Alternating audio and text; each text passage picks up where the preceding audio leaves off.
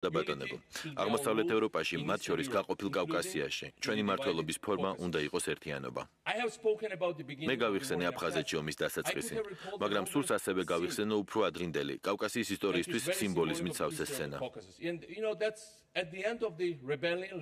რუსეთის იმპერიის წინააღმდეგ შამილის აჯანყების დროს, როცა თავად შამილი ტყვედ ჩაბარდა, ბოლო ჩეჩენი მეთაური ბაისუნგური დაიჭრა და ასევე ტყვედ ჩავარდა. მისი ჩამოხრჩობის წინ რუსმა ოფიცრებმა დაღესტნელები შეკრიბეს და ერთ-ერთს იმ სკამის გამოცლა მოთხოვეს, რომელზეც სასიკვდილოდ განწირული მეთაური იდგა. ამგვარად მათ სურდათ ხალხს შორის გაეღვივებინათ დაპირისპირება და შურისძიების გრძნობა, რაც კავკასიელების უძველესი ტრადიციაა. ამის შემხედვარე, ბაისუნგურმა სკამი თვითონ გადააგდო. აკრძალული თვითმკვლელობით, რომელიც ყველა რელიგიაში აკრძალულია, მან მეზობლებს შორის შუღლი აიცილა თავიდან.